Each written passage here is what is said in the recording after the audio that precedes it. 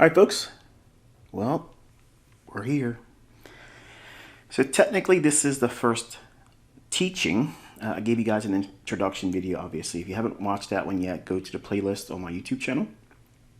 And please watch that one because it'll help at least establish the, in my opinion, the proper expectations. That way you understand what you're getting involved with here. And at least it gives me a chance to kind of like break the ice and show you the contrast of what you may be expecting versus what I intend to deliver. All right, so this first installment is going to be elements to a trade setup. All right, so coming out of the gate, I just want to let you know that this is predominantly going to be a futures index trading mentorship, okay? The idea is going to be presented in the scope of paper trading on tradingview.com.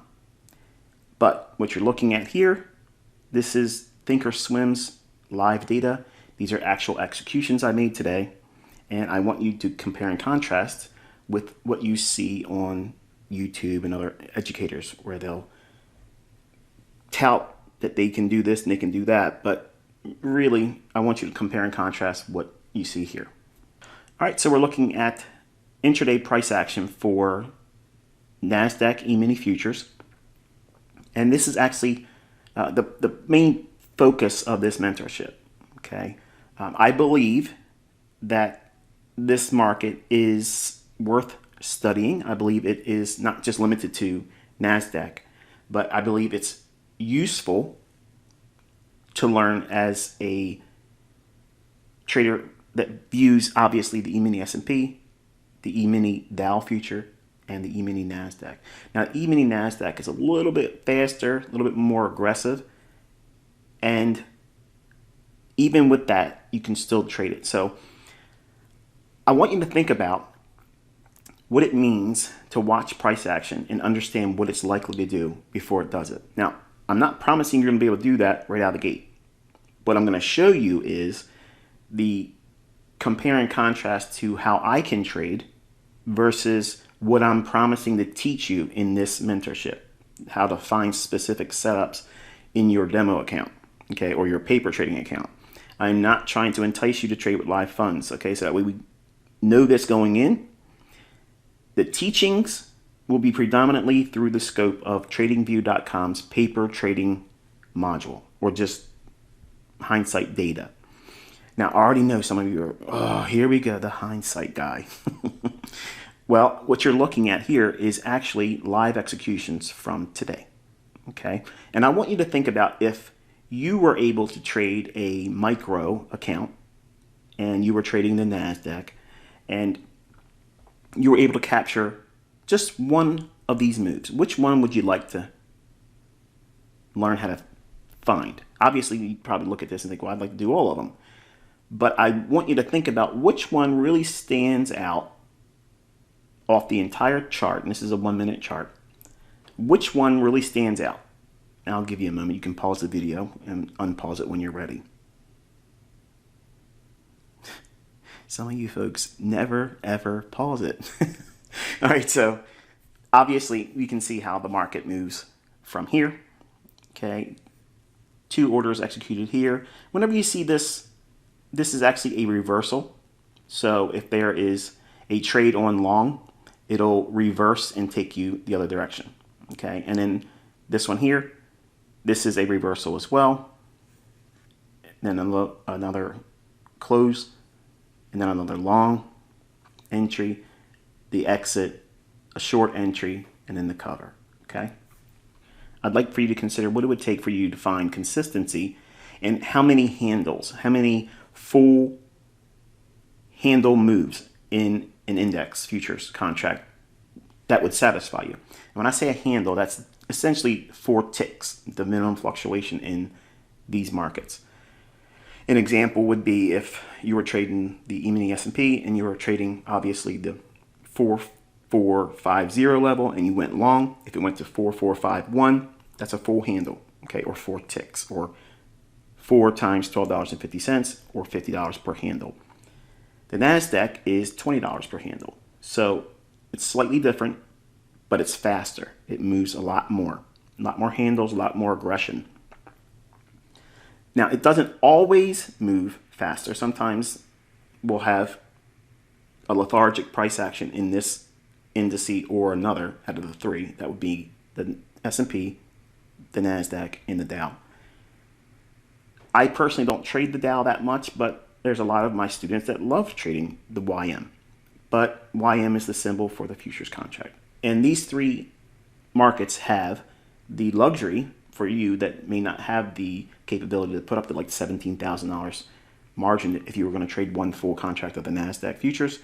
Most brokers, unless you're using a discount broker, they're going to require you to have deep pockets in the sense that you're going to have about $17,000 and about $12,500 for an E-mini S&P full futures contract. Okay, you take basically a fraction of that, and you can trade a micro on each one of these markets. But obviously, it reduces the number of the tick multiplier because you're trading with a lot less technically leverage. So I'm going to get into all that, but I just kind of want to begin the conversation informally, but also just kind of show you what it is that I do versus what other people do. Okay, so I'm not trying to, point my finger at anyone in particular, but if you look around on YouTube, there are people out there that try to make a big stink about themselves, and they'll try to show results that may or may not be real. I'm not here to disparage that. They could be actually trading a live account. I don't personally care. But anyone that trades on Thinkorswim, they can recognize this chart right away. I posted a results and updated reflection on the Thinkorswim or TD Ameritrade account, and it's on my community tab. I promise I won't beat you up too much with the community tab, but that's my way of reaching out to you. So if you subscribe to the channel, and then when you subscribe to the channel, you want to toggle all notifications. You want to click that little, I think it's like a bell icon, and then all notifications. That way, anytime I post on my community tab, it'll let you know. Otherwise, it won't let you know. So it's my replacement to Twitter, which, in my opinion, sucks. So if we look at the ebb and flow of all this here, where the market's trading up, and between here and here, it's not a small number of handles. It's a pretty respectful amount of handles. It's not a couple, it's not a handful. And then up here, it's a reversal, and then it comes back down, and I buy it back here in reverse. So I'm selling short here, and I'm buying long here. 740 to 720, that's 20 handles. Going long here at 720, I'm abbreviating the number just for brevity's sake. Getting out at 732, 12 handles. Then going long here, 756, and then getting out at 784.5. Then going short at 798 and covering at 675. So I'll ask you, which one of these trades do you think is the one that you want to learn? Again, putting all aside the idea that you probably want to do all of these, but I'm not promising you that, okay? I'm going to take you into how to find this setup here. Notice the number of handles. I'm not promising you're going to get this many handles, but the setups and the logic behind it will help you find these types of frameworks. Framework is the foundation to a trading model. So you have to have an understanding of what it is you're looking for. And that's really the only thing I'm introducing tonight is the idea of what it is I'm promising to educate you with, so that way you can go in and find these setups on your own. You will not need to be a slave to some kind of black box system. You don't need to be a part of some kind of signal generating gimmick. You don't need to be a part of a signal service. You can find these on your own, independent. That's exactly what I'm trying to frame in all of my students. I do that with my mentorship students that paid me for education. Now here you are in my YouTube channel. I'm telling you the same thing. I'm teaching independence. That way you're not requiring any hand-holding by me. Once you understand the rules and you go through the processes and things I'm going to teach you how to practice with, You will not need anything except for the chart itself. That's it. And that's how, in my opinion, and you can argue with this if you want, but I could care less if you could. Any of you would challenge the idea that independent thinking is not the best way of doing it. You want to be able to be unshackled, okay? And if you're part of a signal service, or if you're part of a approach that requires you to use a black box system, you're kind of held captive, aren't you? So if you look at this chart is clean, except for these little bubbles that actually show you the transactions. You don't really get any kind of, well, distortion from your reading of price action. I don't have a lot of graffiti on the chart, okay? But the main takeaway here is I want you to understand that I don't hunt for 3 to 5 handles and consider that legendary, okay? Now, can you be profitable if you take high frequency trades and you do those types of trades? Absolutely, that's what algos do. Algorithms do that. But I'm trying to show you, by contrast, that there is a way that you can find setups that are outside that parameter of very small little handles and doing lots of contracts. So if you're looking at this here, and this was, say, you're trading, and you're trading a NASDAQ micro account, you're not making a lot of money on these swings, okay? I'm not making a lot of money on these swings, but I'm able to find these swings, and it's not these small little increments, okay? I'm going to teach you skill sets that focus primarily on this, okay? You want to find a nice price leg intraday. I'm not promising you how to buy, sell short, buy, sell short, buy, sell short. That's mine, okay? I'm not teaching that. And then some of you are like, oh, you're a jerk, you're this, you're that, whatever. I didn't promise that. That's why I set the stage in the first introduction video, so that way we know what it is I'm teaching you. If any one of you here don't want to learn how to take this type of trade, you're welcome to not continue and turn this video off and go watch whoever, okay? But I think if you give it a chance, you'll find some amazing things that bring clarity to reading price action. All right, so we're looking at the NASDAQ futures March delivery contract, and this is a TradingView chart. And if you've never used TradingView.com, the way you would pull this symbol up is NQH2022, okay? And this is a weekly chart. And I want you to think about each week before the new trading week begins, preferably on the weekend, okay?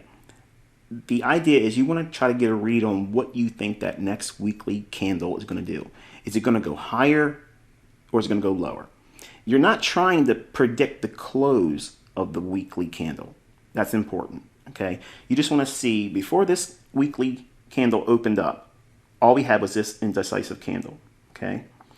Do you think that this candle that would have formed and opened here is more likely to go higher or lower? Obviously, with the benefit of hindsight here, but I can tell you, all of my students know we've been looking for lower prices, and I'll just give you a quick short list as the reasons why. Number one, seasonality. Okay, seasonal tendencies, it tends to go down around this time anyway. We also have discussions about how the Fed's going to raise interest rates. Stock market does not like that. We're also in earnings season. There's a lot of volatility because of earnings, and those factors plus the underlying tone of the marketplace, which I'll show you when we get into the daily chart, it just, well, it's heavy, and this is where it was going to draw to, okay? Did I expect this entire range to be delivered in 1 week?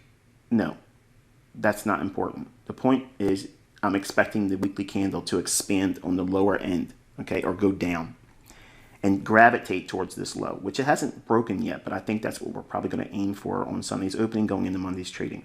So that's where I think it's drawing to. And that's the component I want you to focus on with your analysis. What is the market likely to draw to? When I say draw to, think of it as price being a paper clip, okay? And then you have this magnetic impulse that specific price levels and seasonality, okay, will put on price. It'll cause price to gravitate towards certain levels. And the measure of speed and magnitude that it moves to get to these levels, you learn that over experience. That's not something I can transfer. It's something you have to practice and see and study, and you get a rhythm for it, okay? Every educator knows what I mean by that, and every student that's been trained successfully by any other educator will not understand exactly what I mean by that. You just get a feel for it. It's experience. There's no way of defining it outside of that. In the early stages of your development, you want to at least try to focus your attention on where that weekly candle is going to do. Now, here's the thing. It may start the first half of the week, or maybe just one day, expand lower. And if you get it set up in that, that's it. You're done. That's how you start working towards consistency. No student ever should try to trade every single session, every single day, because the only thing you're doing is building an expectation that you're going to be able to do this every single day profitably. And then if you do get a run of profitability, as soon as you get a losing trade, it's going to blow your mind, and you're going to want to correct it quickly, and you're going to start making irrational decisions. And then you enter that loser cycle I've talked about many times in the YouTube channel.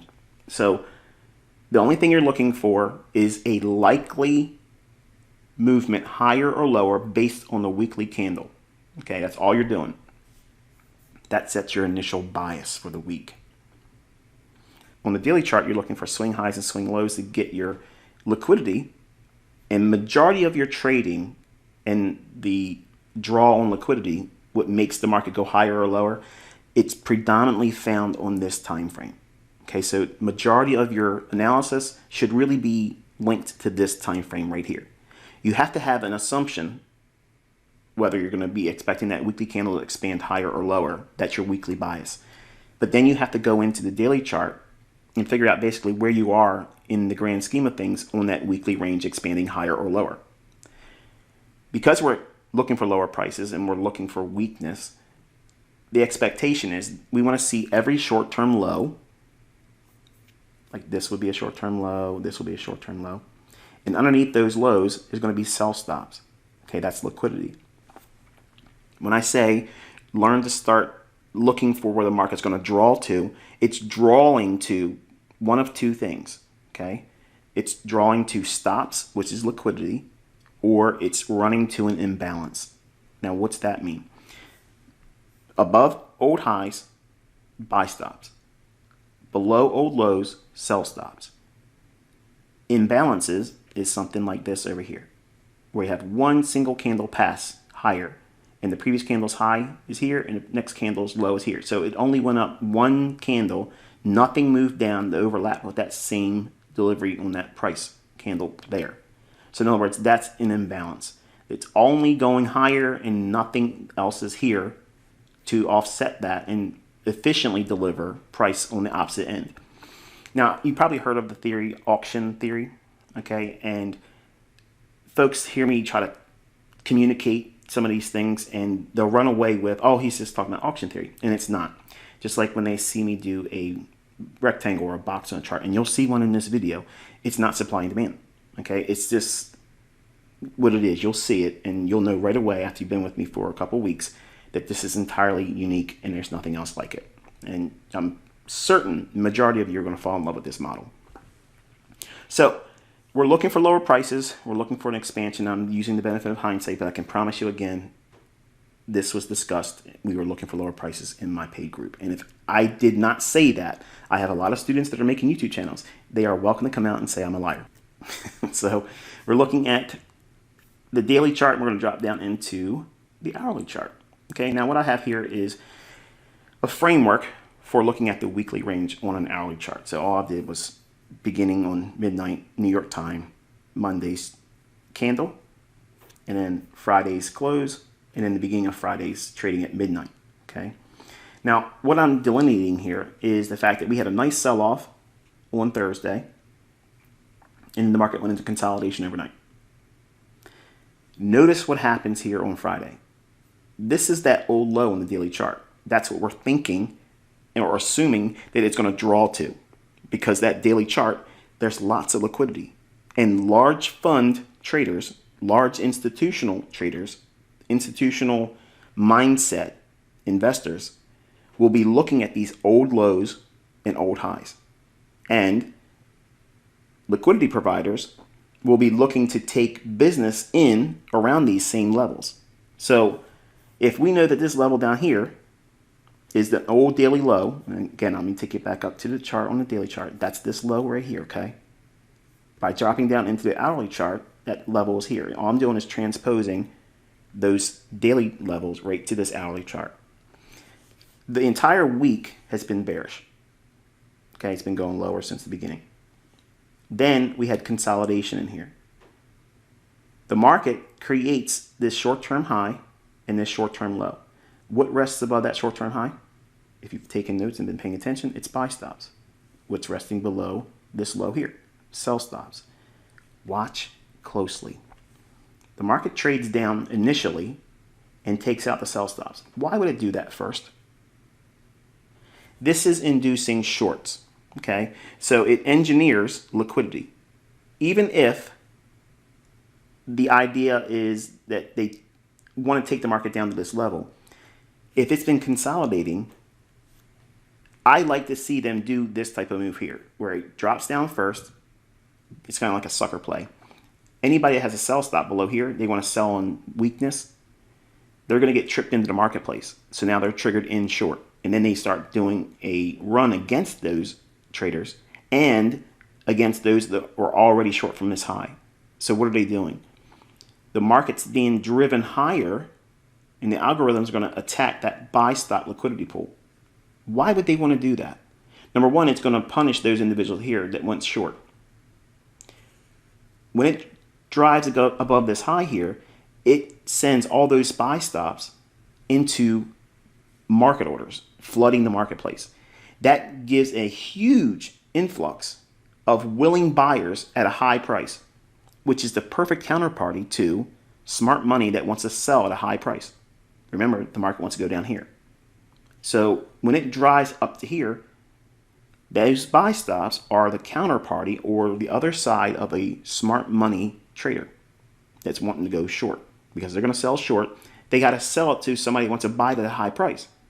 That's why the market does this. Okay. In your notes, you want to record anytime a significant price move lower is expected, always anticipate some measure of a stop hunt on buy stops or a short-term high being taken out. Obviously, it's reversed when you're looking for higher prices. Generally, you'll see a short-term low taken out and sell stops taken before you see a very pronounced rally higher. Don't take my word for it. Go through to your charts and you'll see it's actually occurring almost on a daily basis. So we're going to drop down into a 15-minute time frame. So that same old low level down here, and that high I just mentioned on the hourly chart and the low on the hourly chart is now been defined with a small little line segment. Okay, so we have a trend line here and a trend line here. That's the extent of a trend line. That's it. I only use them to highlight to my students. These levels are not on my chart. I'm watching a naked chart. Okay. You, while you're developing, you should have these levels drawn out on your chart because it helps you build and ingrain the idea that this is where liquidity is. It keeps you focused on that because it's easy to look at all these candles forming if you have the luxury of watching it in live, and you can lose sight of where you are. I mean, once you lose your bearings, it's really confusing. And this helps you keep those bearings in mind. And what do I mean by that? Well, I mentioned how the market dropped down initially, and that takes the sell stops out. So sell side liquidity has been attacked. Traders are now tripped in going short if they sold on a break, trying to be a breakout artist. And then the algorithms go right back up to an area where it's been cleanly delivered relative equal highs. See how this high here, right before it dropped, is basically the same high here. Notice that? So retail traders see this and they trust it as what? Resistance. So the books always say, put your buy stop, if you're going to go short, right above a clear level of resistance. Well, these levels work for a short period of time, but majority of the time you see this event right here. And this is how I teach my students to go in there and look for those types of events, because what did I just tell you moments ago about looking for significant price moves? Before there's a significant price move of any real magnitude or importance, generally there's going to be a stop hunt that takes place right before that price delivery occurs. So what does it look like? You have relative equal highs, this high and this high. The market goes up when we're what? We're expecting lower prices on that weekly chart. We're on the last day of the week. It's already been heavy. It's weak. And the only thing it's been doing is consolidate. And the first thing it did was broke out to the downside, tripping what? Traders in a breakout to go short. So now they have traders caught on the wrong side, offside, and now they want to take the market up here, where those buy stops are going to be resting for those that were smart enough to sell short here or here and didn't get out below here. So the larger pool of liquidity is going to be resting here because it's in sync with the downtrend, and everybody that was short the day before, they seen this high form, and once it broke below this low here, they all rushed and trailed their stop loss right above that. And I understand if you're new and you think, well, this is easy to explain in hindsight, but I want to remind you, go back and look at the first slide I showed you. Those were actual entries. That's a live account through Thinkorswim. Charles Schwab, that was the clearing firm that did the broker's side of the business, okay? So I'm not showing you a demo account. I'm not showing you paper trading. Those were real entries, okay? They were real reversals, the whole business. But the main thing was I showed you that larger trade. This is going to be the framework that I'm teaching you how to find it, okay? But this pool of liquidity, once this occurs, you want to drop down to your lower time frames and start looking for something specific. And let's go into those lower time frames and find out what that is. Okay, here's a 2-minute chart. Why a 2-minute chart? Well, 2 minute, 1 minute, or 3 minute, or 5. 5 minutes still has a lot of room for imbalances to occur underneath that time frame. And what do I mean by that? The 1 minute, 2 minute, 3 minute chart tends to be the best for finding the imbalances for indices. Okay, don't take my word for that. Okay, if you're looking for high frequency setups intraday, the 1, 2, or 3 minute chart are just beautiful. They just offer a real good clarity. The reason why, because the high frequency trading algorithms are operating on nothing really higher than 3 minutes. Majority of the time, they're like seconds, okay? 15 second, 30 second, 45 second, 60 second intervals, okay? And what they're looking for are these small little imbalances. And what does that look like? Well, we have that run on the buy stops here, okay? Remember that old high here, the old high here, old high here. It runs right on through that. Once this occurs on that higher time frame, 15-minute time frame, you want to drop down to the lower time frames. And I'm using the 2-minute chart because this is exactly what I was using to find that imbalance and trade off of it, okay? The market creates a short-term low here, and then it breaks below that. This is key. This is called a break in market structure. Now, the foundations and underlying framework is we're in a market that's what? Weekly bearish. We're expecting that weekly candle to expand lower. It's been expanding all week. So we have momentum on our side. We have a consolidation that's occurred, and we had a pool of liquidity engineered with these relative equal highs, and the market broke out to the downside first, and then they ran on the highs. So once it went here, we don't rush in there, just go short because it went above the old highs. We're looking for some specific signature that tips its hand to you, okay? And I promise you, when you start going through your charts, and it's going to be homework for you, you're going to see this occurring almost every single day. And if it's not doing it this way, it's doing it the opposite direction as a buy, okay? Again, don't take my word for it. You're going to be flabbergasted. You like that? Flabbergasted when you see how many times this thing forms every single week, okay? It's many times throughout the intraday charts it creates this type of move. But it runs the stops, then we have a short-term low, and then it breaks below it. So now we have a break in market structure, okay? Once this low is broken, you're going to look for this little area here. That's that imbalance I mentioned in the beginning, right? So what's happening is the market's going to go right up inside that area there, and that's where you want to sell. Now, if you don't sell there, you can drop down to a lower time frame 1-minute chart. If this was a 3-minute chart, you can go down to a 1-minute chart and look for that to occur on that time frame as well. And it many times will form if you're looking at a lower time frame, like say this was a 5-minute chart, and you looked at a 1-minute chart, you'd find one down in here. It's a matter of scaling down in your time frames, because once you have an underlying premise to the market now likely to go lower, it becomes an easy thing to look for these types of things. So in your chart, once you're developing this idea and learning it, you're going to highlight this candle's low, this candle's high, and this right here is what I teach my students as a fair value gap. Okay, you don't have those in books. Okay, you don't have any of that kind of stuff out there. It's something I introduced back in 2016, and obviously a lot of people discovered how good it is, and they try to make courses with it. But I'm gonna not touch that right here. But the idea is, once it go up into that imbalance there, and once it does that, as soon as it enters that area, the algorithm that delivers price.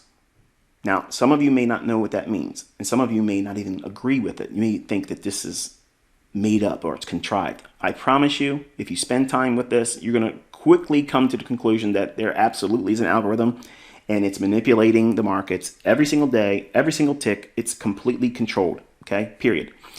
You're led to believe it's buying and selling pressure. Now, if I go back and use that analogy where it went down here first, then go up here, some of you may argue, see, that's the buying and selling pressure. No, it's not. It's liquidity. Now, you may argue and say, well, we're arguing semantics. No, I'm telling you what's going on. This is the logic. This is how these markets book, okay? Once you see these patterns over and over and over again, it's very easy to execute on them. But the impulse to want to do it the first time you see it because you've watched this video, that is going to be problematic for you. So you're going to have to do a certain number of weeks and months of back testing. There's no escaping that. You have to do it.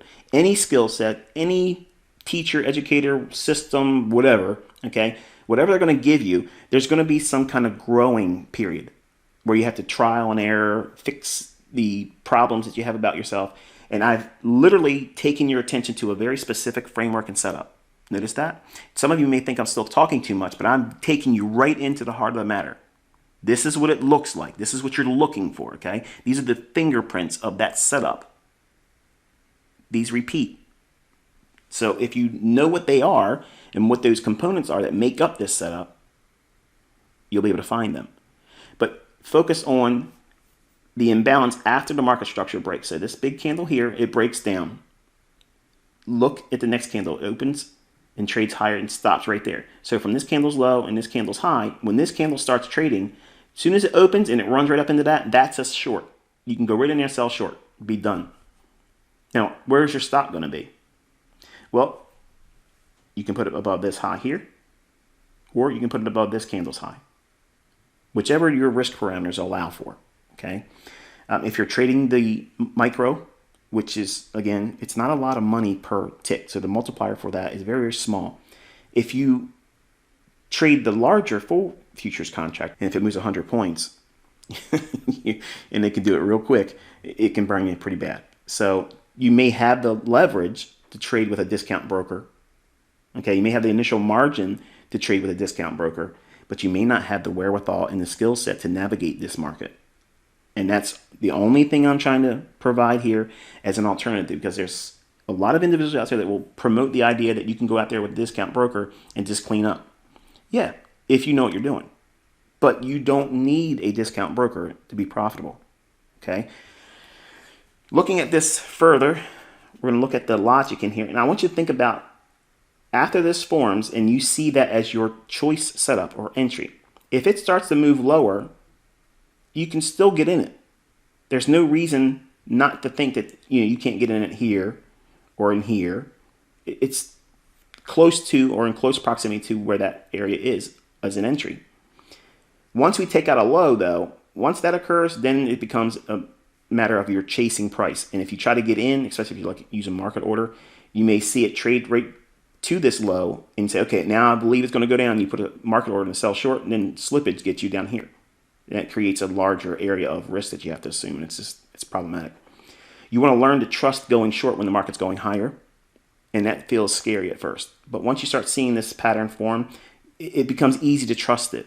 And in fact, you want to be doing that. You want to be selling short, expecting lower prices right when the candle's going up. And retail traders can't grasp that many times. It's just like it goes against the logic because they think I got to have confirmation. All the books say I have to have confirmation. And that's somebody that's coming in late. That's someone that doesn't know how to read price. They can't really follow it. And usually they're the people that will trade short with additional sell stops. They'll put sell stops below the marketplace, and then that's the momentum entry for them. And it's kind of like a no-brainer. In fast markets, it works. But if you don't know what you're doing, you try to do that in a market that's consolidating or about to reverse, it hands you your backside. Okay, so if you're looking at this framework here, and we've taken the buy stops, we have our entry pattern here, what would you be looking for as a downside objective? Well, I'm going to teach you the liquidity matrix. Okay, and sounds pretty cool, sounds neat and all that, but watch what it is. This here is your range. This is the low of the day, and this is the high of the day thus far. So if we take that range and split it from the low to the high to get the midpoint, all of this can be determined by a simple 50 level on a Fibonacci. So you drag your fib from this high down to that low or vice versa and have your 50 level highlighted.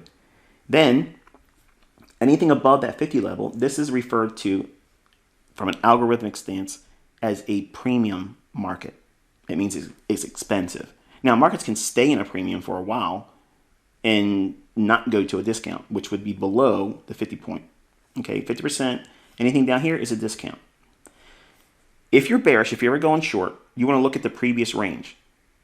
Where are you at inside that range? So when this formed here, that little fair value gap, once that formed, you're thinking, okay, we are in a premium, so algorithms will want to go to a discount. That's the opposing side of the marketplace. So if it's going short here, it's driving the market lower. What does that mean? The algorithm is going to start pricing lower. You can have all the buyers in the world come in. If the algorithm is in a sell program and it's going lower, it does not matter. It's going to reprice lower and lower and lower. And then what will happen is those buyers that may come in with a huge influx of volume, they're going to get crushed and they get squeezed. You ever hear that term, oh, this is a bear squeeze, this is a bull squeeze? All that is an excuse for them not to know why the algorithm's doing what it's doing. That's it. That's all it is. It's an out. Okay? I'm telling you, this is what's really going on. So the market's moving from this premium high, this specific entry point, to a level below the 50 of this range, this low and this high. Now, I want you to, again, go back and rewind the video once we're done and look at that execution page where I showed you my entries going back and forth, up and down, and where I got out at, where I got in at, okay? I want you to think about what below this level here, the 50 level, what is resting below here? Sell stops. So now think about the idea of someone like you and I that would see this ideal entry as a short. We have to sell to get in that short. How do we get out of that short? We got to buy it back or cover it by buying. Well, we're going to find willing sellers at a low price relative to this point here. They're willing already sitting down there with their sell stops right below that low. Now, look closely. What else resides right near that low? Do you see it? Pause the video before I show it to you because it kind of ruins the experience. Because if you find it and I don't tell it, it feels good. Right there is that imbalance I mentioned. Okay, it's only one single candle passing up, and the previous candle's high and the next candle's low. That area right there is an imbalance.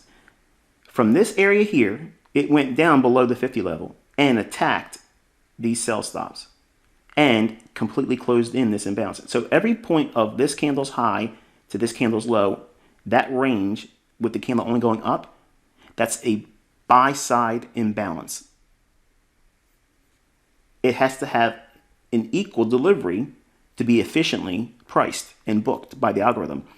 It goes down and completely closes it back in with down movement. Notice the candle on this here, it opens and then trades down. So it fulfills its role of balancing the buy side offering, now the sell side offering.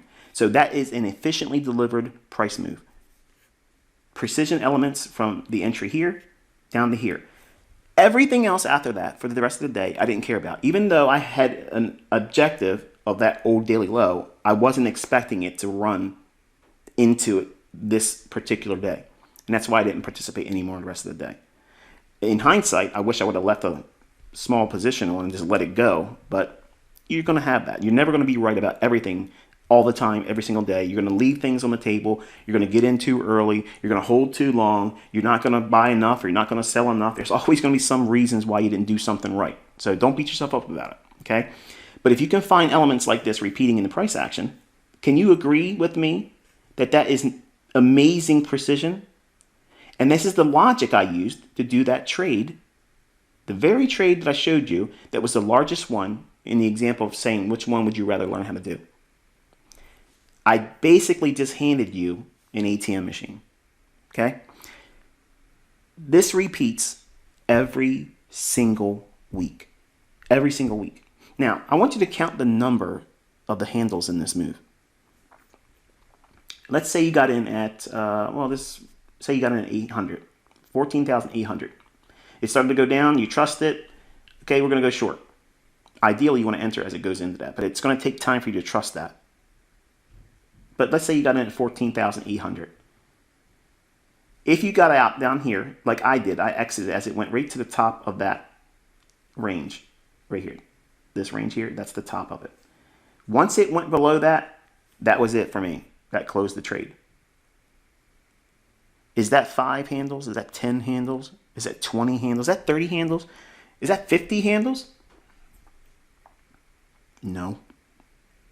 It's over 100 and some. Now, let's assume for a moment that you get good at this, or I get the inclination that I want to go to some kind of a deep discount broker. And I go in and I do trades like this, and I'm putting on 15 to 25 full futures contracts. What do you think the results are going to be? Yep. So, not everything is going to be easy right away. And you're not going to be able to see these things happen just because you sit in front of the charts. You have to study and you have to practice. And by experience of looking at old moves and watching real price action as best as you can. If you can't watch it live, TradingView has a replay button where you can watch the candles kind of form, but they're a little stilted because it's not completely painting the candle, okay? And you can't practice with entering like that. You can only just study how price moved and gravitated towards certain levels. It's the best thing you can have. If you at least consider doing that much, that's good.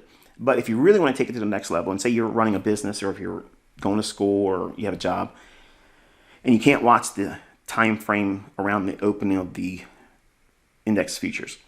And I like watching it around 8:30 in the morning, New York local time, to 11 o'clock. There's usually a setup in there that I'm going to be able to find. Obviously, you've seen I did multiple setups and executions today, but the point is this: that's like that sweet little spot in the morning that I focus on. I teach that in this YouTube channel. I teach it in my paid mentorship group. So you're getting real stuff here. It's not something that was contrived. I didn't just make it up because this day worked out in my favor. My students recognize these things also, and these are simple elements that repeat. What you're looking for is a run on liquidity, buy stops or sell stops. If you're bearish, you're looking for buy stops to be ran. Then a break in market structure, lower, a short-term low being broken. That's what it looks like right here. Short-term swing low. We have a candle high. A candle higher to the left with its low here. Then you have the low of this candle, and the next candle's higher low than this one. So you have a swing low formed. If you have that, and then you have a break below that, if it happens that creates a gap like this, that's what you're looking for. When it trades up into that, you can go short. Or if you want to use sell stops, you can use a sell stop in this candle here, and this let it trip you in, and then use the high of that candle as your stop. That may be too wide for you, but I mentioned the logic around this is you're using a micro. Okay, micros aren't that big of a deal. It's not a lot of money. Okay, you're not risking a full futures leverage. It's very, very small. So if you're looking at these types of setups, and you can find them forming repeatedly over and over and over again, and you study them, you're going to see that you don't need to get these little 5 handle moves, these little 10 handle moves. You can make a living doing that. Don't get me wrong. I'm not trying to say that people cannot be profitable and wildly profitable. But when you learn how to do something like this, and you're able to pull down this number of handles, and then you have sound money management, nothing compares to it, folks. These are the things that I use when you watched when I was on Twitter and I ran up the demo accounts really high. These are the types of setups I was using. These types of setups, and as the account grew, it was more demo account leverage. Well, I'm not using a demo account right now. I'm showing you with a Thinkorswim. And anybody that knows Thinkorswim, when I'm showing you those screenshots, the paper trading shows as orange. Everything on that page is orange. When it's a live account, it's green. Okay? Also, here's the rub. With a demo account, it's just demo. Okay? I'm not trying to promote the idea that you're going to get rich. Notice that account hasn't gone bonkers. It hasn't ran up to $1 million, because this mentorship is to hopefully inspire you to pick up a skill that, if you deem it useful and you decide at your own discretion and your own timing, and you assume that risk on your own, because I'm not going to tell you to do this, if you decide to get really good at this and you put money behind it, that's a skill set that could, I'm not promising, but it could alleviate some of the problems with what I believe is coming in terms of financial hardship, not just in America, but everywhere. Jobs are getting harder and harder to have. The economy's a mess. So how do we answer that? How do we get another income stream coming in? This is, in my opinion, this is one of the ways that you can at least investigate the idea of doing it. All right, so I'm going to give you some homework in closing. I want you to go through all of the E-mini futures contract charts, okay? Just like I showed you here. These time frames, go back and look at the presentation and see what the time frames I gave you. Listen to what I gave you in terms of audio commentary. That is enough. In fact, I gave you a ton. And it may have your head spinning if you're brand new to me, or if you're brand new to technical analysis or trading. You may feel like, man, this is too fast. Do not send me an email. I promise you the lessons I have planned will help eliminate and answer majority of the things you're going to ask. Just try to study and keep up with the pace that I'm going to put you through, which isn't going to be all that bad. But as we progress deeper into the teachings, many of the questions that are going to come up, or when you start going into the homework assignment, where you're looking at old data, an intraday chart is anything less than a daily chart. So like a 4-hour chart, that's intraday. 1-hour chart, that's intraday. 5-minute, 3-minute, 2-minute, 1-minute, all those time frames are intraday. What you're going to be looking for are breaks in market structure after a pool of liquidity. Okay, buy stops or sell stops have been taken in an opposing direction of your weekly expected range. In other words, are you expecting higher prices or lower prices on the weekly range? So if you're looking for lower prices, your focus is on a run above an old high. Once that forms, then you're looking for a break in market structure on a lower time frame. Once that occurs and you have an imbalance, that's your trigger. Okay, and then you split that range that was created, find out where the 50% is, and then if you're selling short, you want to find something like an old low or an imbalance to aim for as your target. And you want to get the closest target. Don't try to get fancy and say, okay, well, I think it's going to go down to that lowest low, and try to use that for your exit. Because sometimes these markets can deny you that. So low-hanging fruit is how I teach. You want to have the easiest target and then allow the market to go farther and you just not be a part of it. It's okay. Is 125, 130 handles in an index not good enough? I think it's good enough, but I'm probably just biased. But the homework assignment is, again, you going through the charts using the logic I framed in this introduction lesson, looking for break-in market structure. I also have lessons in this YouTube channel that talks about market structure breaks and things like that. And then you're going to look for the imbalance in price, which is that fair value gap. Then you're going to determine where an opposing high or low resides, then log and backtest the number of handles you see in hindsight examples. In other words, how much did it offer? And you're going to get a collection of doing that. The next lesson, I'm actually going to show you how to go back into the charts and look for them, how to log them in your journal, and give you more insights about how you can find these setups that repeat every single week. Okay, so again, I'm going to build on this foundation in the next episode. The next episode will be next Tuesday, and the time upload will be 10 o'clock New York local time. Hopefully you've enjoyed this one. Until I talk to you next time, I wish you good luck and good trading.